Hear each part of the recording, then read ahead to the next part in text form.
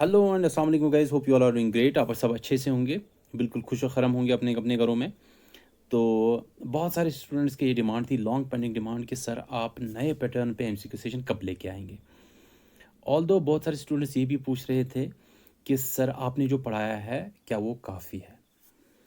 बहुत सारे ऐसे सवालात जिनके जवाब देने के लिए मैं आज आपके लिए ये सेशन लेके आया हूँ। ऑल्दो बहुत बिजी स्केड्यूल चल रहा है, बहुत सारे काम अधूरे पड़े हैं, जिसकी वजह से मैं आपके लिए एमसीक्यू सेशन नहीं लेके आया आया था। लेकिन आज उसी बिजी स्केड्यूल में से मैंने आपके लिए टाइम निकाला है। आई नो कि आप लोगों की प्रिपरेशंस बहुत अच्छे हैं, बहुत सारे बच्चे प्रिपरेशन कर रहे हैं पिछले 2-3 साल से। तो दरअसल बात यह है कि मैं जब ये नया पैटर्न आया भी था जूनियर स्टैंड में, तब भी मुझे बहुत सारे स्टूडेंट से बोला था कि सर आप नया एमसीक्यू सेशन, आप इस जो हमारा ये नया पैटर्न आया है इस पे आप एक सेशन लेके आइए, थोड़ा सा क्लैरिफिकेशन। लेकिन इतना मैस हो गया था, आप लोगों को भी पता है कि इतने ज़्यादा वीडियोस यूट्यूब और बहुत सारे ट्यूशन सेंटर्स वगैरह ने बहुत सारे वीडियोस वगैरह दिए थे, जो कि मुझे बिल्कुल हॉक्स लगे। क्यों हॉक्स लगे?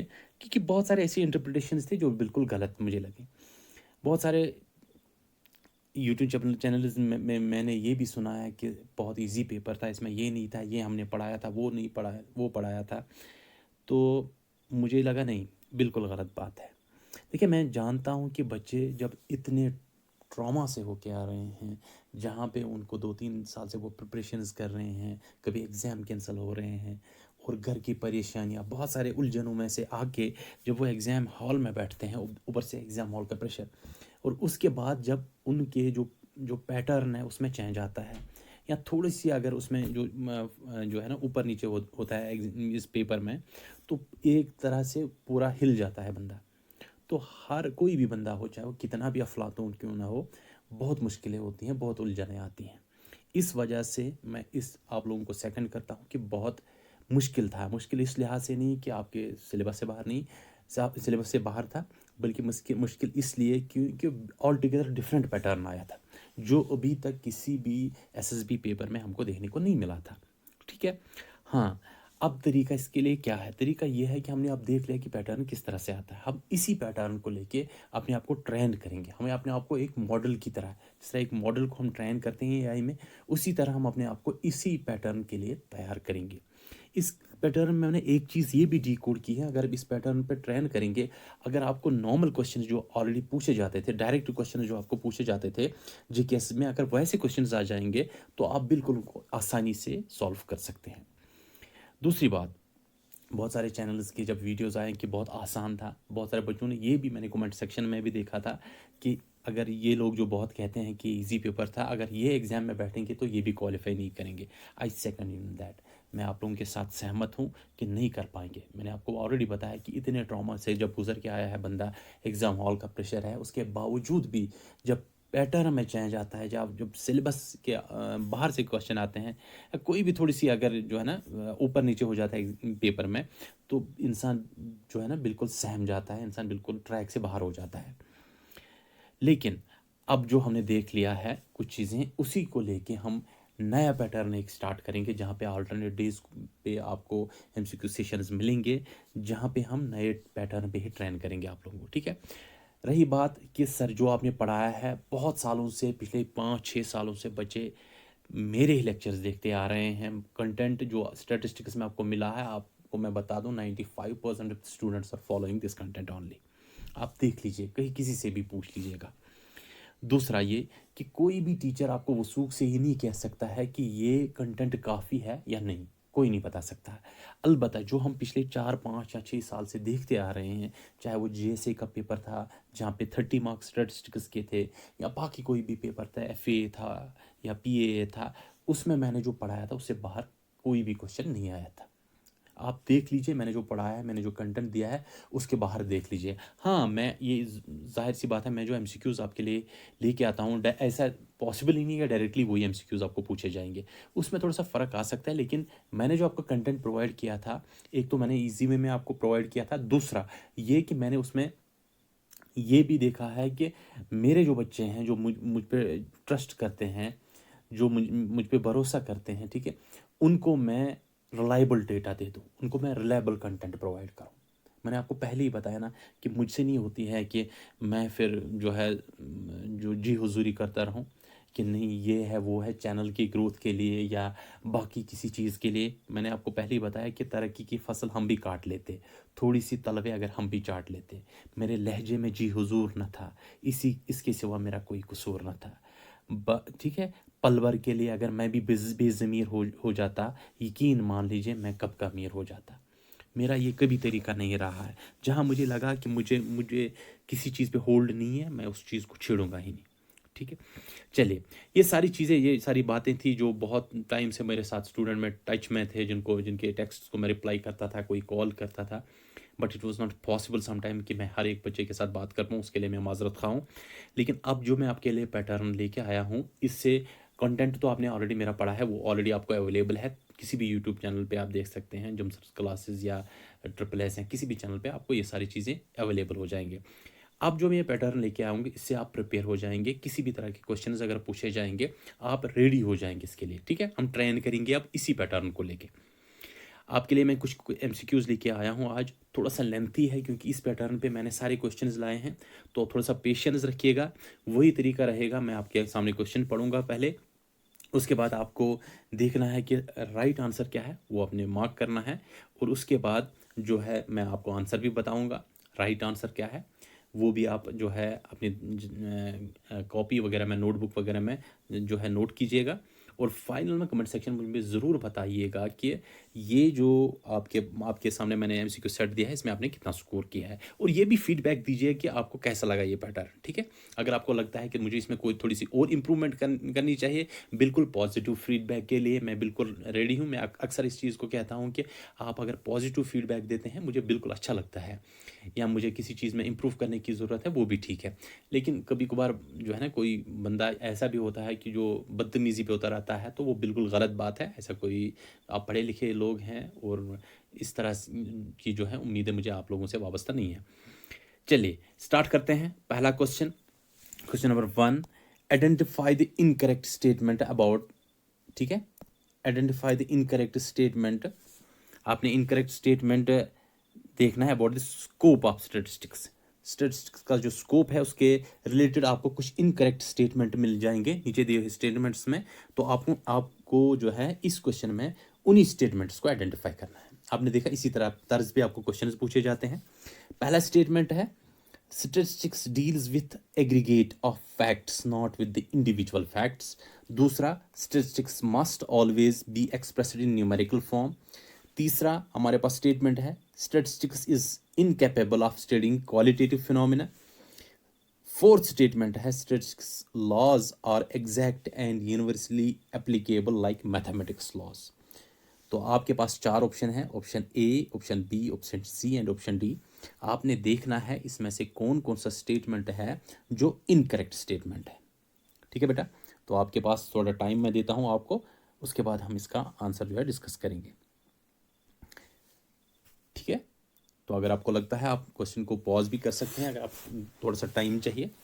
चलिए हम स्टार्ट करते हैं। देखिए स्टेटमेंट बाय स्टेटमेंट हम इसको देखेंगे। सबसे पहले, statistics deals with only with aggregate of facts and not with individual observations. अगर आपने मेरे लेक्चर देखे हैं, मैंने आपको पहले ही बताया डेफिनेशन में ही, ये जो स्टैटिस्टिक्स सब्जेक्ट है ये एग्रीगेट ऑफ फैक्ट्स। अगर आप देखते हैं, जब भी हम स्टैटिस्टिक्स के साथ डील करते हैं तो हमारे पास जो बहुत सारे फैक्ट्स होते हैं उनके साथ डील करते हैं, उसके बाद ही हम किसी कंक्लूजन पे पहुंच जाते हैं। इंडिविजुअल फैक्ट्स के साथ या इंडिविजुअल ऑब्जर्वेशंस के साथ ये डील नहीं करता है। तो पहला जो स्टेटमेंट है, इट इज़ एब्सोल्युटली करेक्ट, ये बिल्कुल सही है।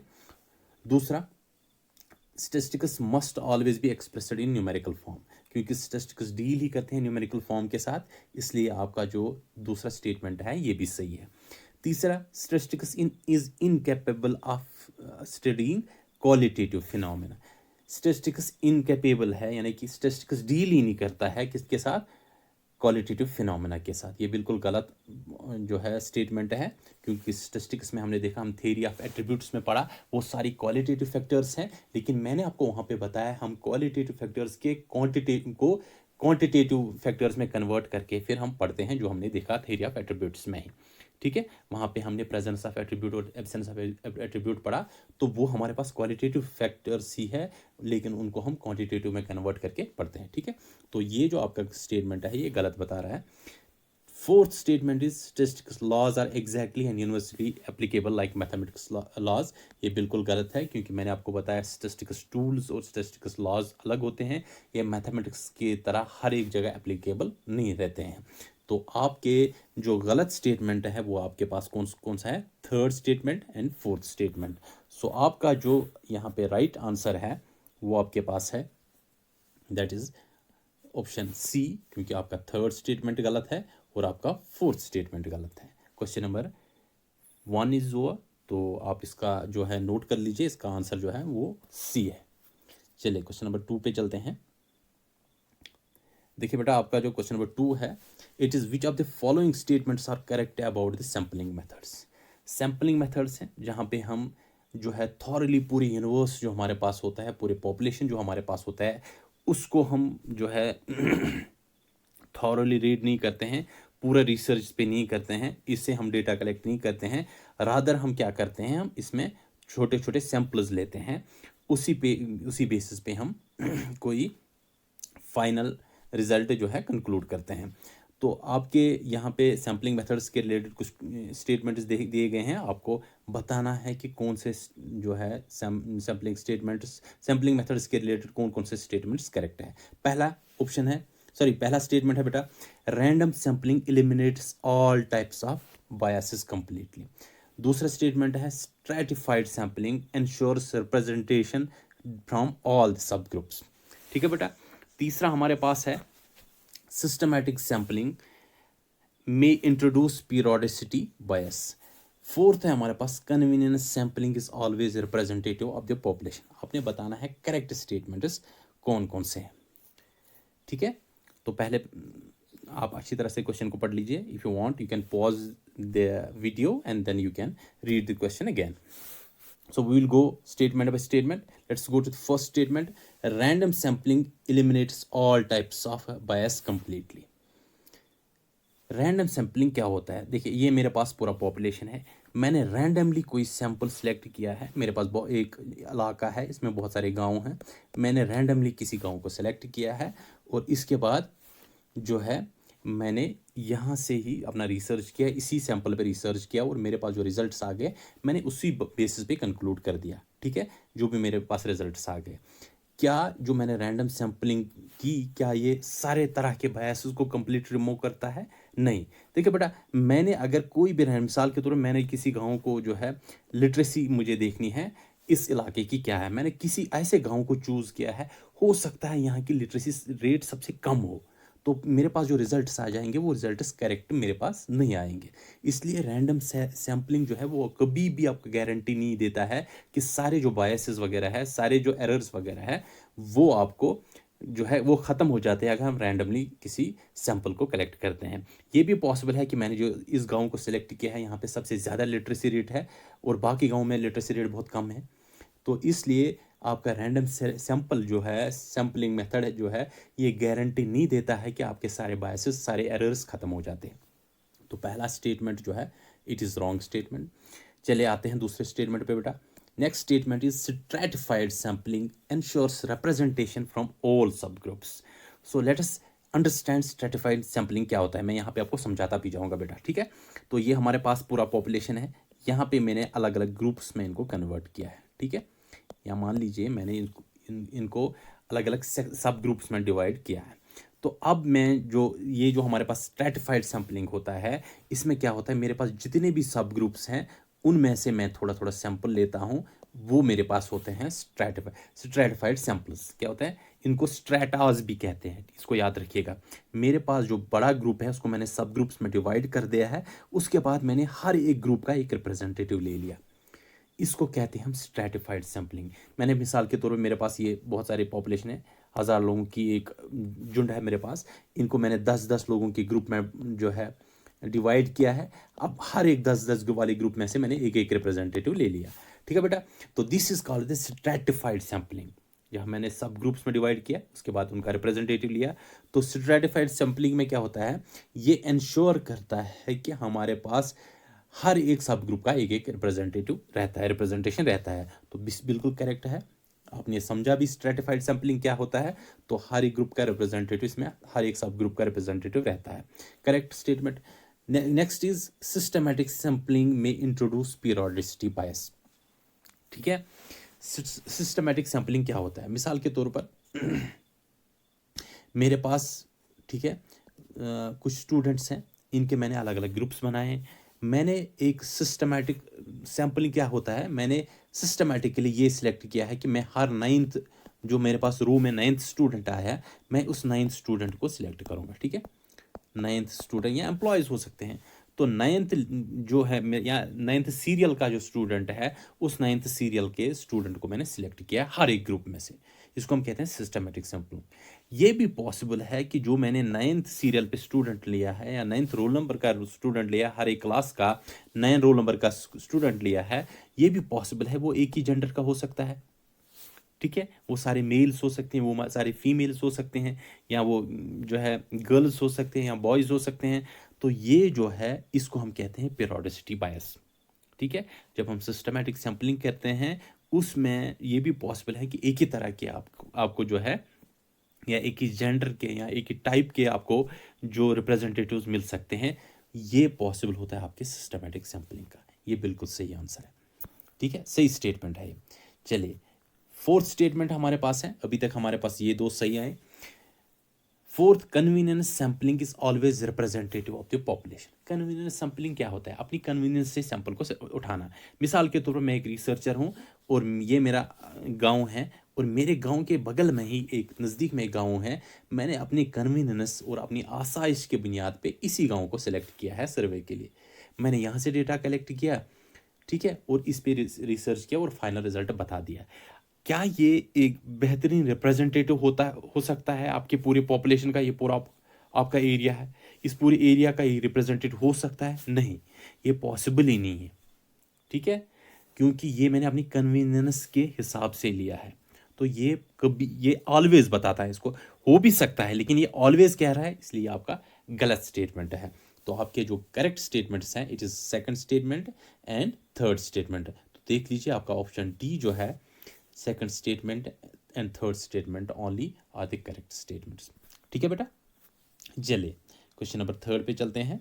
आई होप मैं तेज़ नहीं जा रहा हूँ, आप भी थोड़ा सा पेशेंस रखिए। बड़ा लेंथी सफ़र है ये, थोड़ा सा वीडियो भी लंबा हो जाएगा, उसकी कोई दिक्कत नहीं है, लेकिन जो है आप चले आइए क्वेश्चन नंबर थर्ड पे बेटा।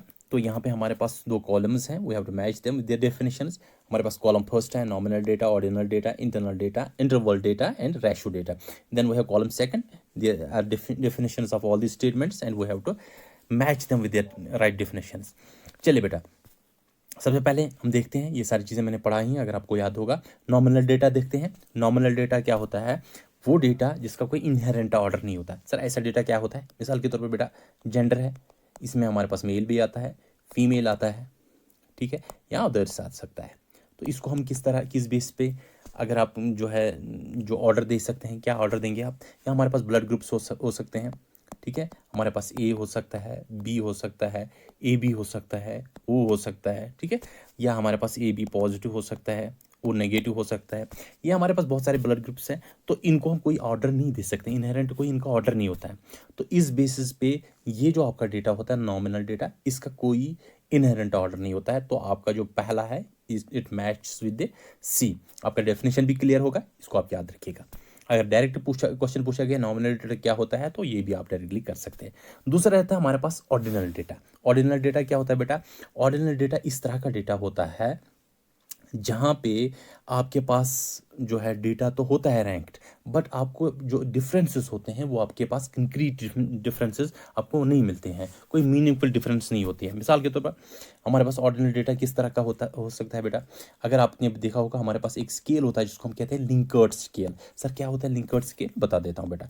लिंकर्ट स्केल में अगर आपने देखा होगा, जब आप यूट्यूब चैनल देखते होंगे या कोई वीडियो वगैरह देखते होंगे, तो आपको एक सर्वे आता है, उसमें आपके पास आते हैं बहुत सारे ऑप्शन, जैसे कि आप, एक आता है स्ट्रांगली एग्री, ठीक है, दूसरा आता है एग्री, तीसरा आता है स्ट्रांगली डिसएग्री, फोर्थ आता है हमारे पास डिसएग्री, ठीक है। एंड फिफ्थ आपके पास आता है न्यूट्रल। यहाँ पे अगर आप देखेंगे तो यहाँ पे थोड़ा सा रैंकिंग तो है आपके पास, लेकिन यहाँ पे आपको डिफरेंसेस स्ट्रांगली कितना एग्री कितना होता है, एग्री कितना होता है, स्ट्रांगली डिसएग्री का कितना वैल्यू है, एग्री किस डिसएग्री किस बेस पे कितना मैं कर रहा हूँ, कौन से जो है टाइप का डिसएग्री कर रहा हूँ, वो आपके पास यहाँ पे क्लियर नहीं है। ठीक है, या न्यूट्रल में किसको मानूं, ये सारी चीज़ें जो है यहाँ पे आपको डेटा तो रैंक्ड मिलता है, लेकिन डिफरेंसेस आपको मीनिंगफुल यहाँ पे नहीं मिलते हैं। तो इस तरह का जो डेटा होता है उसको हम कहते हैं ऑर्डिनल डेटा। या अगर आपने देखा होगा जब भी हमारे पास ई शॉपिंग साइट्स वगैरह होते हैं, जैसे मिंत्रा होता है, या हमारे पास जो जो है क्या कहते हैं फ्लिपकार्ट वगैरह है, या अमेजन वगैरह है, अगर आपने देखा होगा वहाँ पे आपको फीडबैक के लिए जो है मिलता है कि आप यहाँ पे स्टार्स दीजिए, 1 स्टार, ठीक है, 2 स्टार, या आपके पास 3 स्टार आता है, या 4 स्टार्स या 5 स्टार्स, इस तरह से। ठीक है, तो आपके 5 स्टार का क्या मतलब होता है, या 4 स्टार का कितना क्या मतलब होता है, ये जो डिफरेंस होता है 4 और 5 के दरमियान, ये आपके पास कंक्रीट नहीं होता है। तो ऐसी तरह की रैंकिंग को हम कहते हैं, सॉरी ऐसी इस तरह के डेटा को हम कहते हैं ऑर्डिनल डेटा। ठीक है, चलिए तीसरा हमारे पास आता है इंटरवल डेटा। इंटरवल डेटा होता है जाहिर सी बात जहाँ पे इंटरवल्स होते हैं। ठीक है, अब यहाँ पे हमारे पास आता है फोर्थ रेशो डेटा। अब देख लीजिए पहला का हम हमारे साथ क्लियर हो गया कि पहला होता है नो इनहेरेंट ऑर्डर नॉमिनल, ये होता है हमारे पास ऑर्डिनल, कि यहाँ पे आपको डेटा रैंक तो होता है बट डिफरेंसेस आपके पास क्लियर नहीं होते हैं।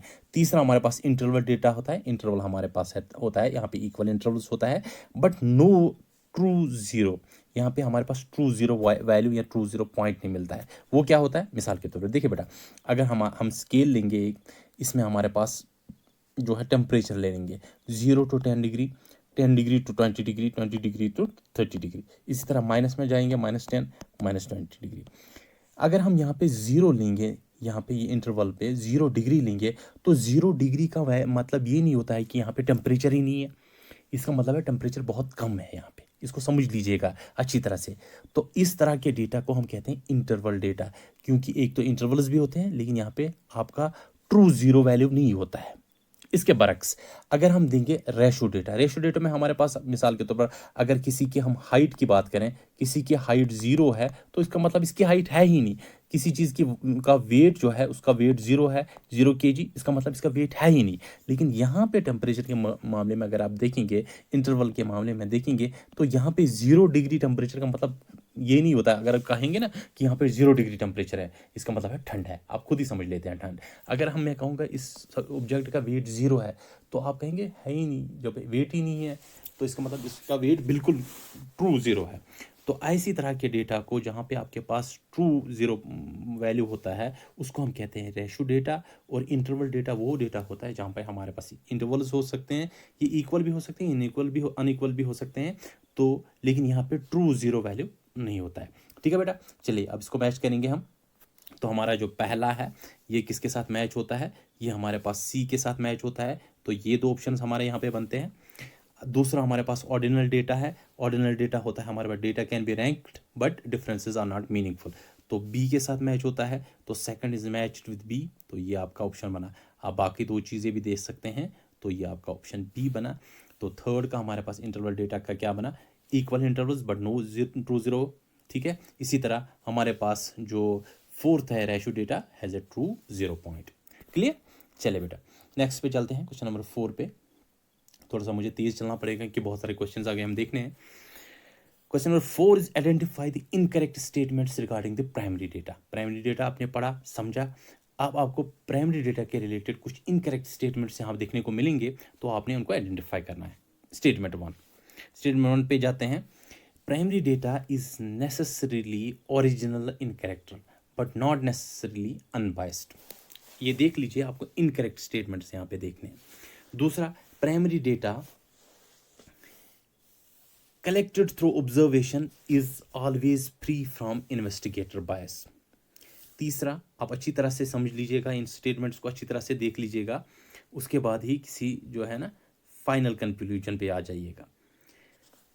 Third statement is the suitability of the primary data depends on the objective of the investigation। Fourth, primary data once collected can not become secondary data।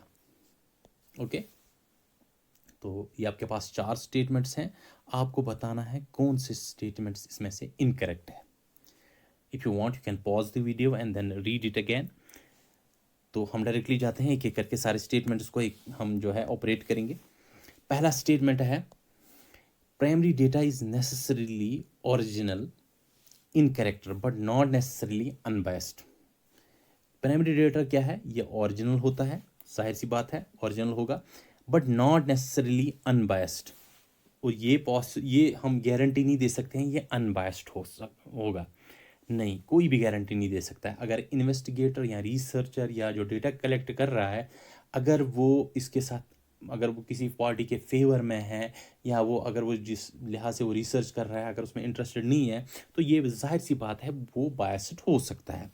तो ये बिल्कुल सही स्टेटमेंट है आपका, ठीक है। दूसरा, primary data collected through observation is always free from investigator bias. Primary data जो हम ऑब्जर्वेशन के थ्रू कलेक्ट करते हैं ये हमेशा फ्री होता है किससे, इन्वेस्टिगेटर बायस से।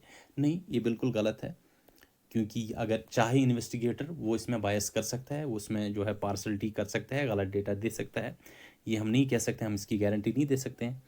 तीसरा, the suitability of the primary data depends on the objective of the investigation, ठीक है। ये हमारे पास जो प्राइमरी डेटा है इसकी सूटेबिलिटी, यानी कि ये सूटेबल है हमारे लिए कि नहीं, ये डिपेंड करता है कि हमारा ऑब्जेक्टिव क्या है। जाहिर सी बात है अगर हमारा ऑब्जेक्टिव को फुलफिल करता है तभी हम कहेंगे इसको ये हमारे लिए सूटेबल है, तो ये करेक्ट स्टेटमेंट है बिल्कुल आपका। Fourth, primary data once collected can not become secondary data, ठीक है। क्यों नहीं, जब हमने प्राइमरी डेटा को कलेक्ट किया अगर हम इसको पब्लिश करेंगे तो ये तो सेकेंडरी डेटा बन ही जाएगा, तो ये भी आपका इनकरेक्ट स्टेटमेंट है। सो आपका जो 2 स्टेटमेंट्स है, एक second statement and the fourth statement, these 2 statements are incorrect statements. So B, option B is the correct answer for this, ठीक है बेटा। अगर आपको लग रहा है कि आपको जो है मैं थोड़ा सा तेज़ जा रहा हूँ, तो आप जो है स्पीड स्लो भी कर सकते हैं अपने वीडियो का, क्योंकि मैं चाहता हूँ कि ज़्यादा लंबा भी ना हो जाए वीडियो, इस वजह से मुझे थोड़ा सा जो है पेस रखना पड़ता है। चलिए बेटा, let's move to the next question. We have 5th question. Question number 5 is, let me zoom it. Which of the following statements are correct about the secondary data? You have to tell which of the statements about the secondary data are correct.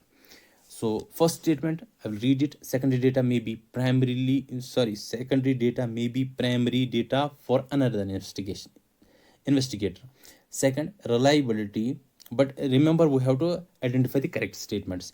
Reliability of the secondary data depends on the purpose for which it was originally collected.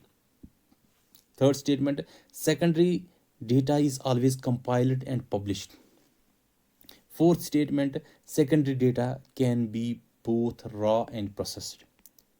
We have got all these 4 statements. Now you have to identify the correct statements. We have options given, option A, B, C and D. Now you have to identify the correct statements only. ठीक है बेटा, चले देखते हैं। We will operate statement by statement. First statement, secondary data may be primary data for another investigator. Of course correct. मेरे पास एक जो है मिसाल के तौर पर NSSO है, एक ऑर्गेनाइजेशन, तो ये हमारे पास अगर डेटा कोई कलेक्ट करता है, ये अपने लिए कलेक्ट करता है तो इनके लिए प्राइमरी डेटा बना। लेकिन कोई प्रोफेसर है, उन्होंने ये इनका डेटा उठा के जो है इसको अपने रिसर्च के लिए इस्तेमाल किया, तो इनके लिए ये प्राइमरी डेटा बना, रिसर्चर के लिए ये सेकेंडरी डेटा बना। तो secondary data may be primary data for another investigator, of absolutely correct, ठीक है बेटा। दूसरा, reliability of secondary data. Reliability होता है ट्रस्ट वर्दी, क्या ये सही डेटा है कि नहीं, ट्रस्ट वर्दीनेस, ठीक है, भरोसेमंद data. Reliability of the secondary data depends on the purpose for which it was originally collected. जाहिर सी बात है अगर रिसर्च इतना इम्पोर्टेंट होगा तो उसमें उसका जो डेटा होगा वो सही डेटा ही होगा, ठीक है। जितना इम्पोर्टेंट डेटा, जितना सेंसिटिव जो है रिसर्च होगा, उतना आपके पास जो डेटा होगा वो आपका ज़्यादा रिलायबल, ज़्यादा भरोसेमंद होगा। तो ये डिपेंड करता है, ये बिल्कुल सही करेक्ट स्टेटमेंट है। Next is, secondary data is always compiled and published. ये इंपॉर्टेंट नहीं है कि हमेशा आपके पास ऐसा भी डेटा हो सकता है सेकेंडरी डेटा जो कभी पब्लिश ही नहीं हुआ हो, या किसी ने कोई बहुत सारे ऐसे पोइट्स होते हैं या कोई ऐसे रिसर्चर्स होते हैं जिनका उनका जो रिसर्च वर्क होता है वो कभी पब्लिश ही नहीं होता है, वो उनके पास उनके नोट्स में ही तक ही महदूद रहता है, वो कभी कंपाइल भी नहीं हो पा रहा है, कोई फिर आता है उसको कंपाइल करके जाता है। तो ये हमारे पास हमेशा कंपाइल्ड और पब्लिश्ड फॉर्म में नहीं होता है। यहाँ बहुत सारे, अगर आपने देखा होगा कि यूनिवर्सिटीज़ वगैरह में जो थीसिस वगैरह सबमिट होते हैं, चाहे वो हमारे पास पीजी स्टूडेंट्स के होंगे या पीएचडी स्टूडेंट्स वगैरह के होंगे, it's never compiled, it's never, it can be compiled but it's never published, ठीक है। तो कुछ कभी कभी ऐसी भी चीज़ें होती हैं जो कभी कंपाइल भी नहीं हो पाती हैं। सो this is the incorrect statement, ठीक है। And the fourth statement, secondary data can B both raw and processed, absolutely correct. जैसे मैंने आपको बताया, अगर कंपाइल ही नहीं हुआ it will be in raw form, and if it is published और इफ इट्स प्रोसेस्ड, जैसे मैंने आपको बताया थीसिस वगैरह होते हैं तो प्रोसेस्ड फॉर्म में भी हो सकता है। This is the correct statement. So 3 statements are correct, first statement, second statement and the fourth statement. So option A is the correct answer for question number 5, ठीक है बेटा, अच्छा जा रहा है ना। चलिए let's move to the sixth question. We have sixth question जहाँ पे हमारे पास कुछ स्टेटमेंट्स दिए गए हैं। यहाँ पे भी हमने देखना है कि हमारे पास करेक्ट स्टेटमेंट्स, ये पॉसिबल नहीं है हम हर एक चीज़ को टच करेंगे, लेकिन मैं जो आपके लिए एमसीक्यूज लेके आया हूँ, थोड़ा सा ट्रेन हो जाए, हमारा ब्रेन भी ट्रेन हो जाएगा किस तरह के क्वेश्चंस पूछे जा सकते हैं, और इस तरह से हमारा जहन रेडी हो जाएगा जब कल आपको इस तरह के क्वेश्चंस पूछे जाएंगे एग्जाम हॉल में। I hope this will be very helpful इंशाल्लाह। चलिए, प्राइमरी डेटा के मुतालिक कुछ स्टेटमेंट्स दिए गए हैं, आपने करेक्ट स्टेटमेंट्स को यहाँ पे देखना है। इनडायरेक्ट, पहला statement number 1, indirect oral investigation is suitable when the respondents are unwilling to provide the information directly. Second statement, information collected through correspondence is less reliable due to lack of control. Statement 3, mailed questionnaire method is completely free from non-response bias. Statement 4, schedule method is more stable for illiterate respondents than questionnaire method. Then you have 4 options, you have to select the correct options। आपने यहाँ पे correct statements देखने हैं, ठीक है, as per the question primary data के related। So we will operate it one by one। Again I am telling you, if you are feeling you need more time, you can pause the video and then watch it again and read the question again। So let's move to the first statement, ठीक है। तो पहला हमारे पास जो statement है, indirect oral investigation. Indirect oral investigation is जब आप डायरेक्टली जो आपका बंदा होगा जिससे आपने डेटा कलेक्ट करना होगा, that he is not available, ठीक है, या हमारे पास जो वो विलिंग ही नहीं है, हम किसी थर्ड पर्सन से इस शख्स के बारे में पूछते हैं। अगर आपको याद होगा, मैंने जब आपको इनडायरेक्ट ओरल इन्वेस्टिगेशन के बारे में बताया था या इनडायरेक्ट इंटरव्यू बताया था, इसमें मैंने आपको बताया हम किसी थर्ड पर्सन से जो है इस शख्स के बारे में इंफॉर्मेशन कलेक्ट करते हैं। जैसे मैंने आपको बताया, वेरिफिकेशंस वगैरह जब होती हैं बच्चों के जो सिलेक्ट वगैरह होते हैं, CID वेरिफिकेशन या बाकी police verification, they are asking the third person, they are not asking that person directly. तो ये इनडायरेक्ट इन्वेस्टिगेशन जो है is suitable when the respondents are unwilling to provide information directly. ये बंदा डायरेक्टली इन्फॉर्मेशन देने से कासिर है, ये विलिंग नहीं है, तो हमने किसी थर्ड पर्सन को जो है इन्फॉर्मेशन कलेक्ट किया, तो इसको हम कहते हैं इनडायरेक्ट ओरल इन्वेस्टिगेशन। ये सूटेबल है, तब बिल्कुल यही करना चाहिए जब आपका जो है जिस शख्स से आपने इन्फॉर्मेशन कलेक्ट करनी है, अगर वो विलिंग नहीं है तो then you will go for the third person. तो फर्स्ट स्टेटमेंट बिल्कुल correct. Statement second, information collected through correspondents is less reliable due to lack of control. बिल्कुल सही है, क्योंकि हमारे पास जो न्यूज़ चैनल्स वगैरह हैं उनके अलग अलग जगहों पे कॉरस्पॉन्डेंट्स होते हैं, तो इसलिए हम इस पर ज़्यादा ट्रस्ट नहीं कर सकते हैं। ये ज़्यादा रिलायबल नहीं है, ज़्यादा भरोसेमंद डेटा नहीं है। आजकल जैसे आप न्यूज़ चैनल्स पे देखते आ रहे हैं कि क्या क्या मिल रहा है आपको देखने को, तो क्योंकि इस पर ज़्यादा कंट्रोल नहीं होता है उनका, तो यहाँ पे आपको जो डेटा होता है उस पर आप ज़्यादा रिलाई नहीं कर सकते, उस पर ज़्यादा भरोसा नहीं कर सकते हैं। न्यूज़ चैनल्स पर ज़्यादा भरोसा करना भी नहीं चाहिए। चलिए नेक्स्ट हमारे पास जो है थर्ड, 2 स्टेटमेंट्स अभी तक हमारे पास जो है करेक्ट आ गए। Mailed questionnaire method is completely free from non response bias. जो हम जो है क्वेश्चनेयर, आपको पता है कि हमारे पास क्वेश्चन का सेट होता है, ये अगर हम मेल करेंगे जहाँ से हमने डेटा कलेक्ट करना होगा उस बंदे को, अगर हमने मेल कर दिया तो इसमें क्या पॉसिबल है, is completely free from non response bias. It means कि नॉन रेस्पॉन्स बायस होता है कि जब बंदा हमें रिस्पॉन्स ही ना करे, ये कहता है ये कंप्लीटली फ्री है इससे। नहीं, बिल्कुल, ये भी शख्स चाहे तो इसको रिप्लाई ही नहीं कर सकता है, ये बिल्कुल गलत स्टेटमेंट है। ठीक है बेटा। Fourth statement, schedule method is more suitable for illiterate respondents than questionnaire method। याद है आपको schedule method, मैंने पढ़ाया था। schedule method होता है वो मेथड जहाँ पे हमारे पास क्वेश्चनेयर भी होता है और एक बंदा भी हमने देता है, हम यहाँ से देते हैं, इन्यूमरेटर देते हैं, जो वो क्वेश्चनेयर खुद ही फिल करता है। ये उन लोगों के लिए बेहतर होता है जो इलिटरेट होते हैं, जो खुद नहीं, जो है जिनको पूछना पड़ता है, जिनको हेल्प के थ्रू जो है हम उनसे डेटा कलेक्ट करते हैं, उनके लिए होता है स्केड्यूल मेथड। बिल्कुल सही है। So first, second and fourth statement are correct. तो ये आपके पास ऑप्शन सी जो है ये आपका करेक्ट आंसर है। ठीक है बेटा। चलिए let's move to the question number 7। Question number 7 is which of the following statements are correct about the distinction between primary and secondary data. यहाँ पे हमारे पास कुछ डिफरेंसेस दिए गए हैं प्राइमरी एंड सेकेंडरी डेटा के, वो आपने बताना है कि कौन कौन से करेक्ट स्टेटमेंट्स हैं। The distinction depends on the context of the usage rather than the nature of the data. ठीक है। तो आपके पास जो पहला स्टेटमेंट है वो कहता है कि डिपेंड्स ऑन द कंटेक्स्ट, किस कंटेक्स्ट में हम उसको यूज़ कर रहे हैं, न कि नेचर ऑफ डेटा पे हम डिस्टिंक्ट कर सकते हैं इस प्राइमरी और सेकेंडरी डेटा को। चलिए दूसरा स्टेटमेंट हमारे पास है, data collected as a primary in one study can serve as secondary in another research। ठीक है, in another study।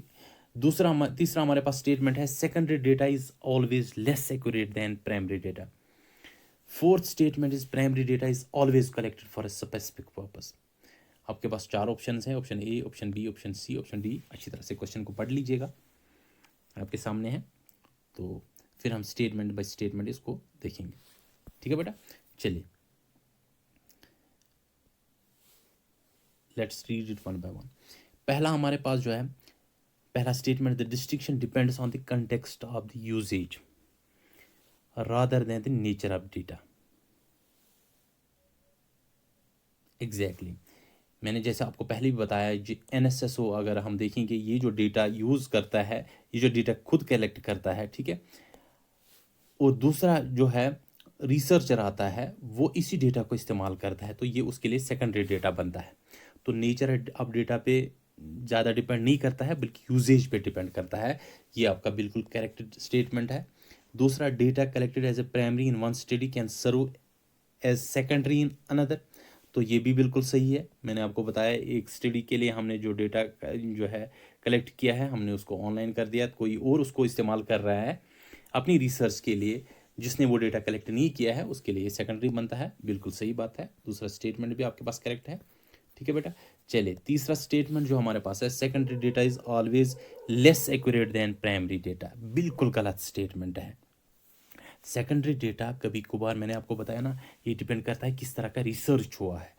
ये पॉसिबल है कि प्राइमरी डेटा जो खुद कलेक्ट करता है, अगर वो आलसी बंदा होगा वो खुद ही डेटा बना देगा, जंक डेटा बना देगा।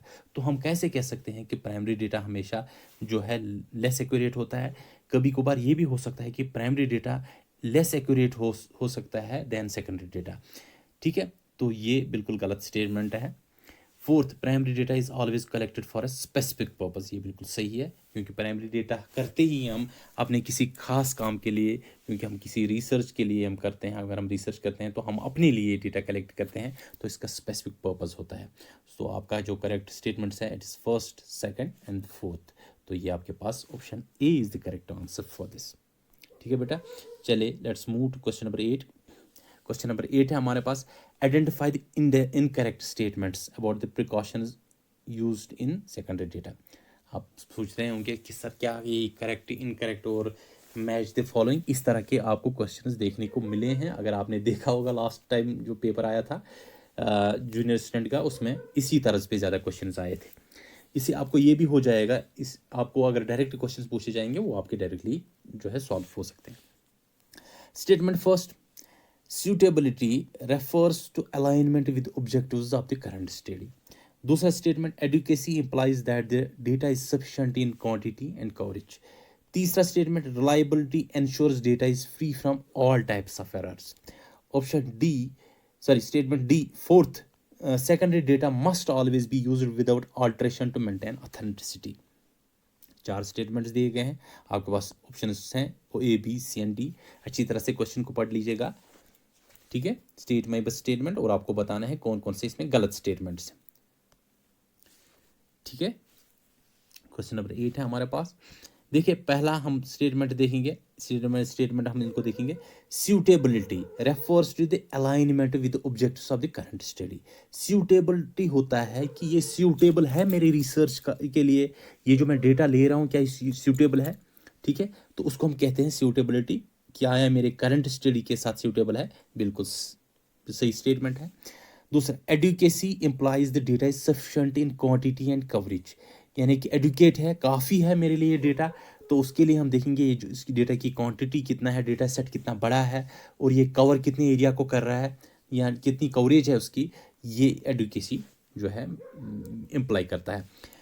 थर्ड स्टेटमेंट हमारे पास, तो ये दोनों स्टेटमेंट्स पहले दोनों स्टेटमेंट जो है ये सही है।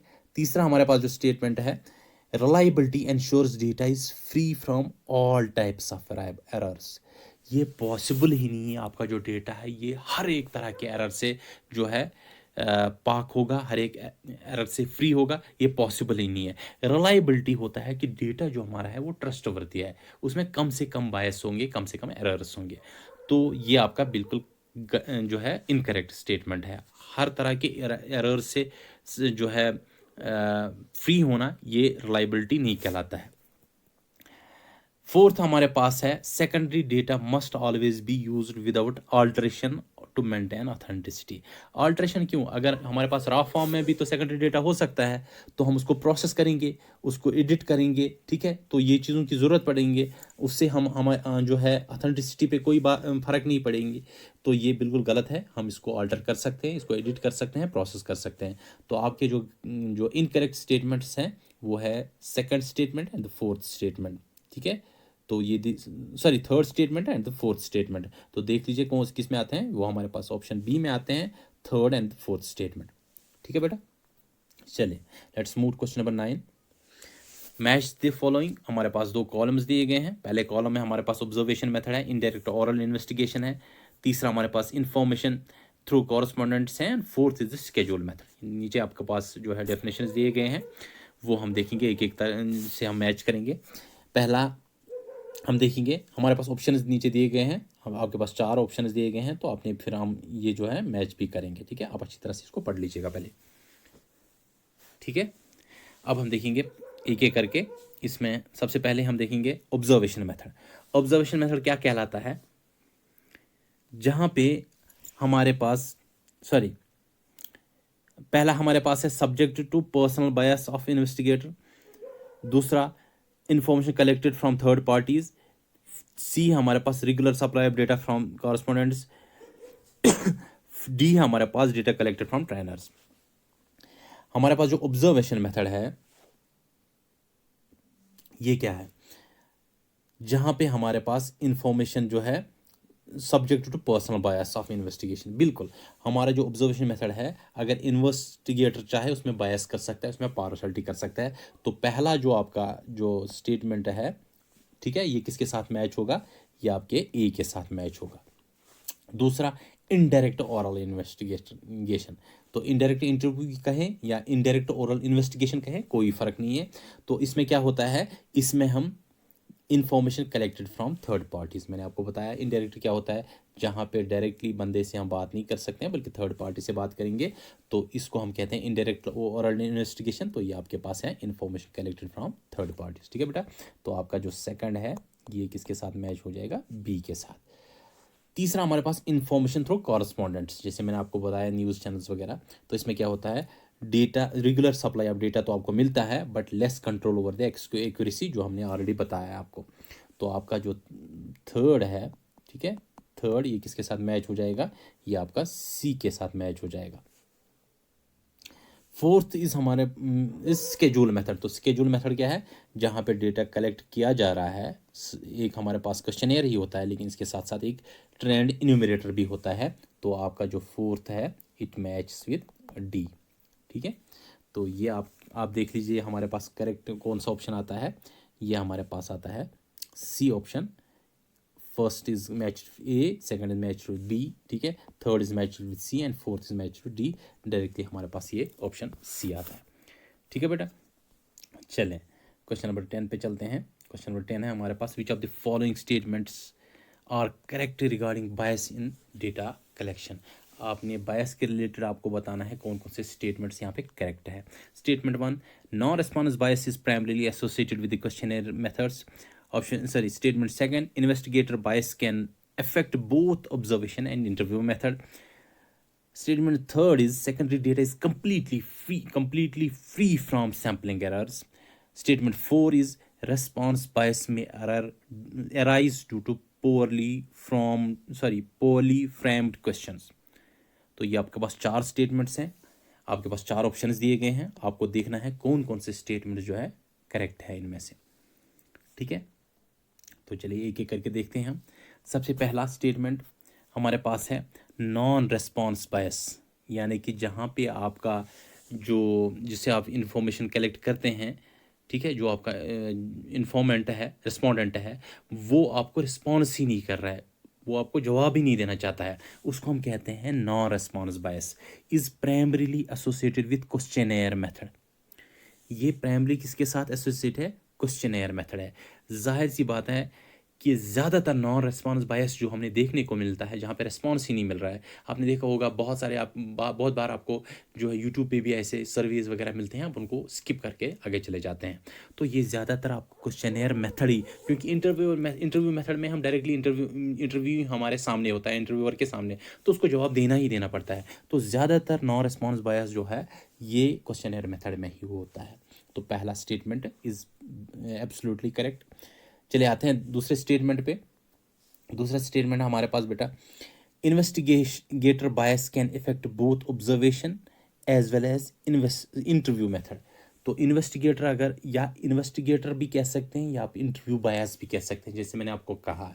तो ये अगर चाहे इन्वेस्टिगेटर ये ऑब्जर्वेशन में भी बायस कर सकता है, अगर चाहे तो इंटरव्यू में भी बायस कर सकता है, दोनों में पास पॉसिबिलिटी है। अगर जिससे इंटरव्यू लिया जाता है, अगर वो उसके मन का बंदा होगा तो वो उसका अपने लिहाज से क्वेश्चंस पूछेगा। इसी तरह अगर वो ऑब्जर्वेशन को देख रहा है, ऑब्जर्व कर रहा है चीज़ों को, अगर उसमें चाहे पार्शलिटी करना, उसमें भी वो पार्शलिटी कर सकता है। तो ये भी आपका करेक्ट स्टेटमेंट है। 2 स्टेटमेंट्स अभी तक आपके करेक्ट हुए। तीसरा, secondary data is completely free from sampling errors. तो जो आपके पास सेकेंडरी डेटा है ये हमेशा सैम्पलिंग एरर से फ्री रहता है, पाक रहता है। ऐसा बिल्कुल भी नहीं है, ये बिल्कुल गलत स्टेटमेंट है। रेस्पॉन्स बायस में arise due to poorly framed questions. हमें रिस्पॉन्स तो मिलता है लेकिन कुछ क्वेश्चंस का रिस्पॉन्स ही नहीं मिलता है। क्यों? क्योंकि हमारे पास जो क्वेश्चंस जो हमने फ्रेम किए हैं वो अच्छी तरह से फ्रेम नहीं किए हैं। कभी कभार होता है कि ऐसे क्वेश्चंस पूछे जाते हैं जो बहुत मुश्किल होते हैं। तो जो बंदा फ्री में सर्वे कर रहा है, जो बंदा फ्री में डेटा दे रहा है, वो चाहता है कि उनको ऐसे क्वेश्चन को जो है ज़्यादा दिमाग पे ज़्यादा लोड ना ले और उन ऐसे क्वेश्चन को स्किप ही करता है। तो ये पॉसिबल है कि अगर आपके क्वेश्चन अच्छी तरह से फ्रेम नहीं किए गए हैं तो आपको रेस्पॉन्स बायस मिल सकता है, यानी कि आपको रेस्पॉन्स ही नहीं मिल सकता है। ठीक है, वो इग्नोर कर सकता है कुछ चीज़ों को। ठीक है, या अगर दे भी तो वो इनकरेक्ट आपको जवाब दे देगा। तो ये हमारे पास 4 स्टेटमेंट्स आ गए। तो हमने देखा first statement is correct, second is correct, third is incorrect and fourth is correct. तो ये हमारे पास first second and fourth statement are correct. आपके पास option A is the correct answer for this. Let's move to the 11th question. Video भी लंबा हो रहा है, उसके लिए मैं माजरत खाऊँ, लेकिन मुझे ये सारे क्वेश्चन आज कंप्लीट करने ही करने हैं। Which of the following statements are correct about the cost and time aspect. थोड़ी सी आप लोगों की पेशेंस चाहिए, लेकिन आप देखेंगे इसके बाद आपको जो इम्पैक्ट अगर लगे तो प्लीज़ मुझे कमेंट सेक्शन में ज़रूर बताइएगा। Which of the following statements are correct about the cost and time aspects. हमारे पास जो प्राइमरी डेटा और सेकेंडरी डेटा होता है उसमें कास्ट और टाइम का जो आस्पेक्ट है उसके रिलेटेड कुछ स्टेटमेंट्स दिए गए हैं, आपने बताना है कि करेक्ट स्टेटमेंट्स कौन से हैं। ठीक है बेटा, चलिए let's move to first statement. Primary data collection is generally more time consuming than secondary data collection. Second is secondary data always reduces cost irrespective of its suitability. Third statement is high cost of primary data may be justified by higher accuracy. Fourth statement is secondary data may involve hidden costs such as data cleaning and validation. आपके पास चार options दिए गए हैं, option A, B, C and D, and then you have to tell which of the statements are correct among all the given statements, all the four given statements। ठीक है बेटा, तो अच्छी तरह से देख लीजिएगा। पहला, primary data collection is generally more time consuming than secondary data collection. इसमें कोई शक ही नहीं है, ये बिल्कुल सही स्टेटमेंट है। प्राइमरी में खुद डेटा कलेक्ट करना होता है, सेकेंडरी में अवेलेबल होता है, कलेक्टेड डेटा, रेडीमेड डेटा होता है। दूसरा स्टेटमेंट हमारे पास है, secondary data always reduces cost irrespective of its suitability. ये जो सेकेंडरी डेटा है ये हमेशा हमें कॉस्ट रिड्यूस करता है। नहीं, ये गारंटी नहीं है। क्यों? क्योंकि हमारे पास हमेशा ये गारंटी नहीं दे सकता है, क्योंकि हमारे पास कभी कभी ऐसी वेबसाइट्स पे डेटा होता है जहाँ पे डेटा सेट आपको बहुत महंगा मिलता है। ठीक है, ऑलवेज यहाँ पे ये यूज़ किया गया है, it will not always reduce the cost, क्योंकि कभी कभी आपको जो है रिसर्च करने में उतना पैसा नहीं लगता। अगर छोटा मोटा रिसर्च होगा लेकिन डेटा सेट आपको बहुत महंगा मिलता है, बहुत सारे डॉलर्स का मिलता है, तो उस वजह से आपको जो डेटा मिलता है वो आपका ज़्यादा कॉस्टली होता है देन क्या आप खुद ही रिसर्च के लिए डेटा कलेक्ट करें। तो this is the incorrect statement. Third statement is high cost of primary data may be justified by high accuracy. जाहिर सी बात है, अगर आप एक्यूरेसी आपके डेटा की अच्छी होगी तो उसमें कॉस्ट भी ज़्यादा ही लगेगा। फोर्थ इज सेकेंडरी डेटा में involve hidden costs such as data cleaning and validation. ये भी बिल्कुल सही है, क्योंकि हमारे पास कभी कभी डेटा जो होता है सेकेंडरी डेटा, वो हमें लगता है कि हमें आसानी से मिल गया, लेकिन बाद में वो हमें पता चलता है कि ये रॉ डेटा है, इसको हमें जो है थोड़ा सा प्रोसेस करना पड़ेगा, उसके बाद ही हमें जो है फाइनल जो डेटा सेट मिल सकता है। तो ये भी कभी कभी पॉसिबल हो सकता है। तो देख लीजिए यहाँ पे हमारे पास जो रॉन्ग स्टेटमेंट है वो है हमारे पास सेकंड स्टेटमेंट, बाकी हमारे सारे करेक्ट स्टेटमेंट्स हैं। तो हमारे पास फर्स्ट स्टेटमेंट भी करेक्ट है, हमारे पास थर्ड भी, फोर्थ भी करेक्ट स्टेटमेंट्स है। तो ऑप्शन ए आपका करेक्ट आंसर है। ठीक है, चलिए आते हैं क्वेश्चन नंबर 12 पे। क्वेश्चन नंबर 12 को अच्छी तरह से देख लीजिएगा। Identify the correct statements regarding the transformation of data. इस क्वेश्चन में थोड़ा ट्विस्ट रखा है, मैं आपको बताऊंगा। यहाँ पे आपको बताना है करेक्ट स्टेटमेंट्स कौन से हैं ट्रांसफॉर्मेशन ऑफ डेटा के रिलेटेड। Once primary data is published it serves as a secondary data. Option second, secondary data loses its original characteristics completely. Third, processing does not change the nature of data from primary to secondary data. Fourth, the same data set can simultaneously be primary as well as secondary depending on the usage. ठीक है, आपके पास चार options हैं, आप देख लीजिएगा अच्छी तरह से। चार ऑप्शंस आप देख लीजिएगा, चार में से देखना है आपको कौन से आपके पास करेक्ट स्टेटमेंट्स हैं, उन स्टेटमेंट्स को आइडेंटिफाई करना है। तो ये देख लीजिए आपके पास। ठीक है, अब आएंगे हम एक एक करके सारे स्टेटमेंट्स को ऑपरेट करेंगे। देखिए, पहला statement, once primary data is published it can serve as a secondary data. जाहिर सी बात है, जब हमने प्राइमरी डेटा को पब्लिश कर दिया वेबसाइट पे तो ये हमारे लिए सेकेंडरी डेटा बन गया। दूसरा, secondary data loses its original characteristics completely. जो हमारे पास सेकेंडरी डेटा होता है ये अपने कैरेक्टरिस्टिक्स को खो देता है। ठीक है, बिल्कुल जो इसके कैरेक्टरिस्टिक्स हैं वो बिल्कुल भी नहीं खोते हैं, वो हमेशा जो इसके कैरेक्टरिस्टिक्स होते हैं अगर उसकी अल्ट्रेशन भी होती है उससे उसके कैरेक्टरिस्टिक्स में कुछ भी नहीं होता, सिर्फ एडिटिंग होती है या फिर इसको हम थोड़ा सा पॉलिश कर लेते हैं ताकि हमें जो डेटा चाहिए बिल्कुल साफ़ सुथरा डेटा मिले, क्लीन डेटा मिले। तो उससे इसके कैरेक्टरिस्टिक्स, ओरिजिनल कैरेक्टरिस्टिक्स पे कोई भी जो है फ़र्क नहीं पड़ता है। तो ये गलत स्टेटमेंट है आपका दूसरा स्टेटमेंट। ठीक है, तीसरा हमारे पास है, processing does not change the nature of data from primary to secondary. बिल्कुल सही है, क्योंकि हम प्राइमरी से सेकेंडरी डेटा जो है कन्वर्ट होता है, उससे जो है नेचर ऑफ डेटा पे कोई भी फर्क नहीं पड़ता है। Fourth, the same data set can simultaneously can be primary and secondary depending on the usage. जैसे मैंने आपको बताया, एनएसएसओ ने जो है कोई डेटा या किसी रिसर्च इंस्टीट्यूट ने कोई भी रिसर्च इंस्टीट्यूट हो सकता है या गवर्नमेंट ऑर्गेनाइजेशन होता है, उन्होंने कोई डेटा जो है किसी डेटा पे वो काम कर रहे हैं, उन्होंने खुद ही डेटा कलेक्ट किया है, वो उनके लिए है प्राइमरी डेटा। लेकिन उसी डेटा को उठाया है किसी और रिसर्चर ने, वो उसी डेटा को इस्तेमाल कर रहे हैं। तो साइमल्टेनियसली एक ही बार काम हो रहा है, एक ही बार स्टडी हो रही है, लेकिन दो लोग, एक जिसने खुद ही कलेक्ट किया डेटा उसके लिए प्राइमरी हो सकता है, और दूसरा जो इस डेटा पे काम कर रहा है तो वो उसके लिए सेकेंडरी हो सकता है। ये बिल्कुल सही स्टेटमेंट है। तो आपका एक स्टेटमेंट इसमें गलत है, सेकंड स्टेटमेंट। तो आपका करेक्ट आंसर जो है फर्स्ट, थर्ड, ठीक है, फर्स्ट स्टेटमेंट है ये हमारा सही है, थर्ड हमारा सही है, और फोर्थ हमारा सही है। आप देख लीजिए हमारे पास ऑप्शंस हैं। ऑप्शंस में अगर आप देखेंगे तो यहाँ पे आपको ऐसा ऑप्शन कभी नहीं मिलेगा। देख लीजिए, मैंने आपको बताया इसमें ट्विस्ट है। तो ये हमारे पास फर्स्ट, सेकंड एंड फोर्थ है करेक्ट आंसर, ये आपको इसमें नहीं मिलेगा। इस तरह से भी कभी कभी आपको क्वेश्चंस पूछे जाते हैं, तो इस चीज़ का आप जो है अच्छी तरह से देख लीजिए कि वहाँ पे कंफ्यूज नहीं होना है। यहाँ पे अगर आपको लगता है कि यहाँ पे क्वेश्चन जो ऑप्शंस गलत दिए गए हैं, तो इस तरह से आपको घबराना नहीं है, बल्कि अच्छी तरह से क्वेश्चन को रीड करना है, ऐसे तुक्के नहीं मारने हैं, ठीक है। तो ये इसका करेक्ट आंसर है, ठीक है। मैंने इसलिए ये रखा है ऐसा क्वेश्चन, ताकि आप किसी भी ऑप्शन को जो है सेलेक्ट ना करें, बल्कि हम देखेंगे कि इसका करेक्ट आंसर क्या है। तो ये इसका करेक्ट आंसर है बेटा, ठीक है। इससे थोड़ा सा आपका ब्रेन पे थोड़ा सा ज़्यादा दबाव पड़ेगा, आप सीख जाएंगे बहुत सारी चीज़ें, ठीक है, क्योंकि एग्जाम में ऐसे प्रेशर्स आते हैं। चलिए बेटा, नेक्स्ट हमारे पास है क्वेश्चन नंबर 13। हमारे पास दो कॉलम्स हैं, column first and column second. हम एक एक करके देखेंगे हमारे पास कॉलम फर्स्ट में क्या क्या चीज़ें हैं, सेकंड में क्या है। फर्स्ट में हमारे पास है डायरेक्ट पर्सनल इंटरव्यू, दूसरा है इनडायरेक्ट ओरल इन्वेस्टिगेशन, या आप इसको कह सकते हैं इनडायरेक्ट ओरल इंटरव्यू भी कह सकते हैं। तीसरा हमारे पास क्वेश्चनेयर मेथड है, फोर्थ हमारे पास स्केड्यूल मेथड है, ठीक है। तो देख लीजिए हमारे पास इनके डेफिनेशंस वगैरह भी हैं, उनके साथ हम मैच करेंगे। डायरेक्ट पर्सनल इंटरव्यू क्या होता है, यहाँ पे हमारे पास investigator collects data from face to face interaction, directly interview होता है। तो आपका फर्स्ट जो है इट्स मैचिंग विद आपके ए के साथ। दूसरा ये इनडायरेक्ट ओरल इन्वेस्टिगेशन क्या है, जहाँ पे हम डायरेक्टली बंदे के साथ बात नहीं करते हैं, बल्कि किसी थर्ड पर्सन के साथ बात करते हैं, व्हेन रेस्पोंडेंट्स आर अनअवेलेबल और अनविलिंग। तो हमारा जो सेकंड है इट मैचेस विद बी, ठीक है।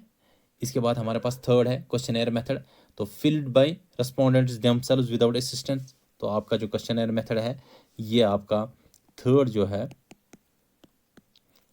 किसके साथ मैच होता है, सी के साथ। और फोर्थ हमारे पास स्केड्यूल मेथड है, filled by enumerators through personal interview. तो आपका जो इन्यूमरेटर है वो ही फिल करता है, ना कि खुद रेस्पोंडेंट। तो ये आपके पास जो हमारे पास फोर्थ स्टेटमेंट है ये आपके डी के साथ मैच होता है। तो आपका आप देख लीजिए किसमें हमारे पास ये सारी चीज़ें आते हैं, ठीक है, किस ऑप्शन में। तो आपको पता चल जाएगा आपके पास करेक्ट आंसर क्या है। देख लीजिए first A, second B, third C and fourth D. तो आपके पास डी ऑप्शन करेक्ट आंसर है, ठीक है बेटा। चलिए क्वेश्चन नंबर 14 पे चलते हैं। मैच द फॉलोइंग, यहाँ पे हमारे पास कुछ बायसेस दिए गए हैं, जिससे आपको ये चीज़ें पे पता भी चलेंगे।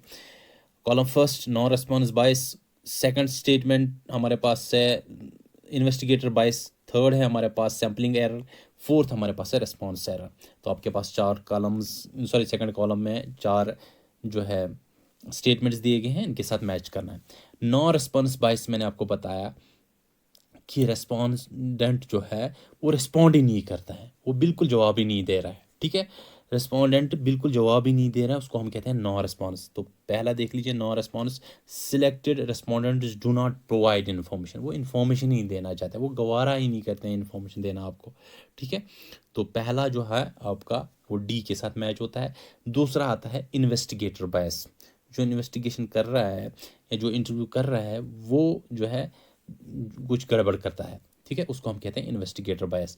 अगर हम देखेंगे जो इंटरव्यूअर है इन्फ्लुएंसेस द रेस्पॉन्सेस, वो रेस्पॉन्सेस को इन्फ्लुएंस करता है। तीसरा आता है हमारे पास सैम्पलिंग एरर, सैम्पलिंग होता है जब हम इम्प्रॉपर जो है सैंपल सेलेक्ट करते हैं, उसको हम कहते हैं सैम्पलिंग एरर, ठीक है बेटा। फोर्थ है रेस्पॉन्स बायस। रेस्पॉन्स बायस क्या होता है, रेस्पोंडेंट आंसर तो देता है या इंटेंशनली गलत देता है या अनइंटेंशनली गलत देता है, उसको हम कहते हैं रिस्पॉन्स बायस, ठीक है। ये चीज़ें क्लियर होगी। तो आपके पास अब देख लीजिए हमारे पास चार ऑप्शन हैं, A B C and D. तो देख लीजिए हमारा जो फर्स्ट है it match with D, second जो हमारे पास है इट मैच, देख लीजिए हमने सेकंड को मैच किया, ये सी के साथ मैच होता है, ठीक है। And third sampling error, it match with first, third match with sorry A, ठीक है, and fourth match with B. ठीक है, तो देख लीजिए आपके पास जो करेक्ट आंसर है इट्स ऑप्शन ए, जहाँ पे आपको ये सारी चीज़ें देखने को मिलेंगे। So this is the answer for the question number 14। चलिए, मैं भी थोड़ा सा थक गया। 15th क्वेश्चन पे आते हैं। 15 हमारे पास है column first column second, we have to match them. First हमारे पास जो है पहला स्टेटमेंट सूटेबिलिटी, दूसरा हमारे पास जो है वो एडुकेसी, तीसरा हमारे पास रिलायबिलिटी है, फोर्थ इज कंसिस्टेंसी। इससे आपको ये चारों टर्म्स क्लियर भी हो जाएंगे। हमारे पास सेकंड कॉलम में है data aligns with objectives of study, दूसरा हमारे पास है B statement data is sufficient in scope and coverage, C data remains stable under repeated measurements, D data is free from significant errors और बायस।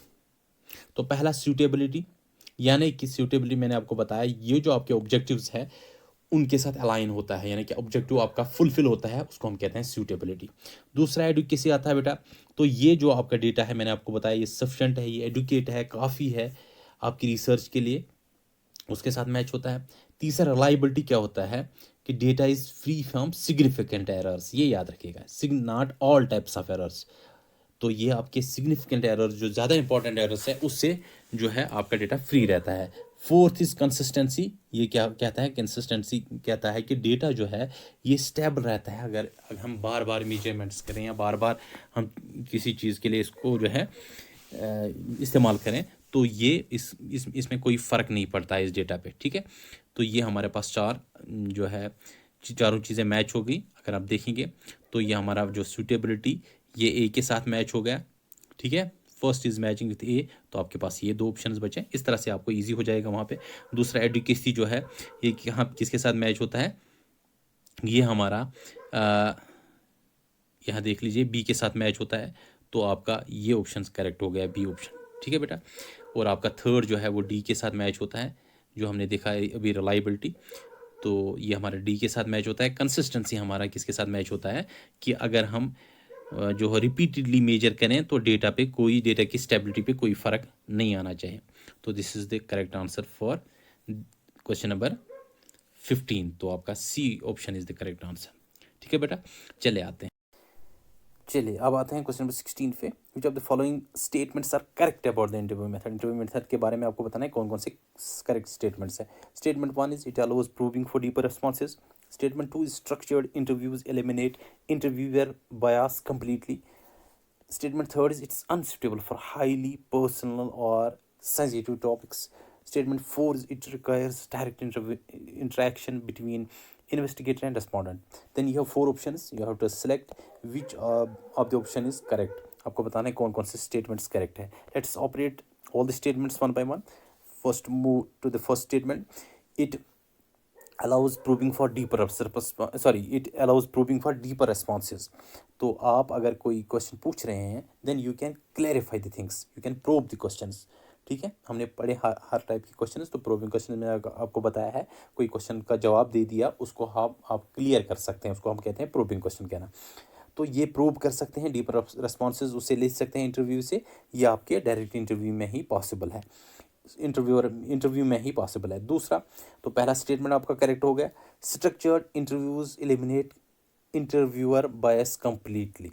ये जो structured interviews होते हैं जहाँ पे पहले ही से ही क्वेश्चन सेट वगैरह तैयार किया जाता है, इसमें इंटरव्यूअर बायस नहीं होता, इसमें इंटरव्यूअर जो है पार्शलिटी नहीं करता है। बिल्कुल गलत है, अगर मनपसंद बंदा होगा तो मनपसंद क्वेश्चन भी पूछे जा सकते हैं, तो ये गलत है।